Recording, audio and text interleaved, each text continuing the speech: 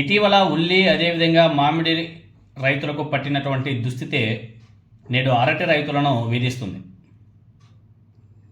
పండించినటువంటి ఉల్లి మామిడి పంటలను రైతులు ఏ విధంగా అయితే రోడ్ల మీద పారబోసుకున్నారో ఆ ఘటనని కూడా మనం చూసాం.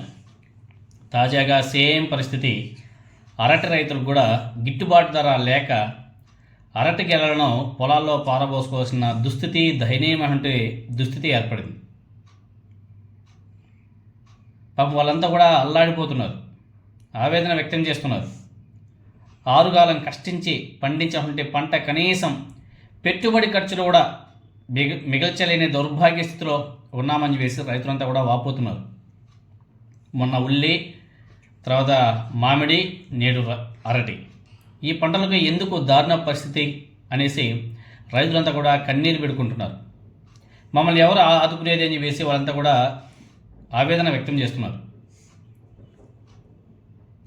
అరటికి కిలో ₹1 నిర్ధారించిన కూటమి ప్రభుత్వం రైతుల మీద ద్రోహం చేస్తుంది. సిరులు కురిపించే అరటి పంట నేడు రైతుల కంట కన్నీరు తెప్పించే పరిస్థితి వచ్చిందని చెప్పేసి రైతులంతా కూడా ఆవేదన వ్యక్తం చేస్తున్నారు. టన్నుకి 28,000 వరకు ఉన్నటువంటి ధర ఒక్కసారిగా ₹1,000 పడిపోవడం చాలా బాధాకరమైన విషయం.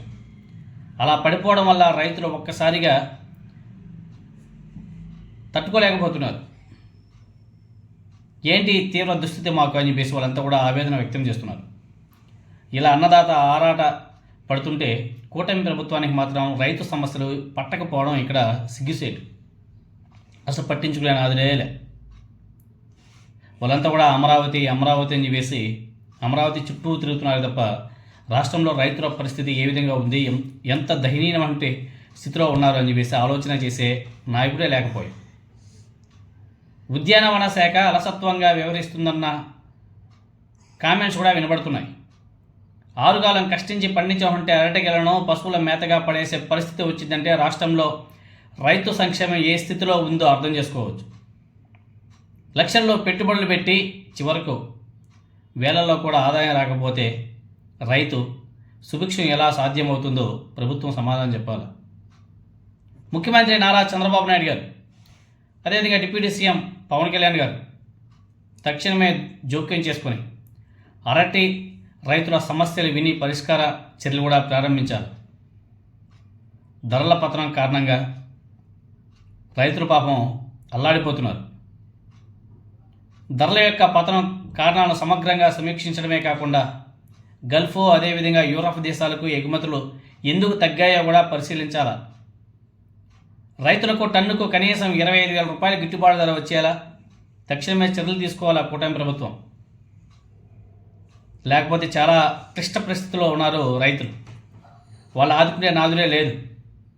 కాబట్టి ఇప్పటికైనా సరే కూటమి ప్రభుత్వం కళ్ళు తెరిచి నష్టపోయినటువంటి రైతులని ఆదుకోవాల్సిన బాధ్యత వాళ్ళ మీద ఉంది.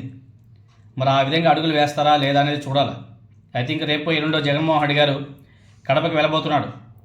అరటి పంట నష్టపోయిన రైతుల్ని పరామర్శించే కార్యక్రమం కూడా ఉంది.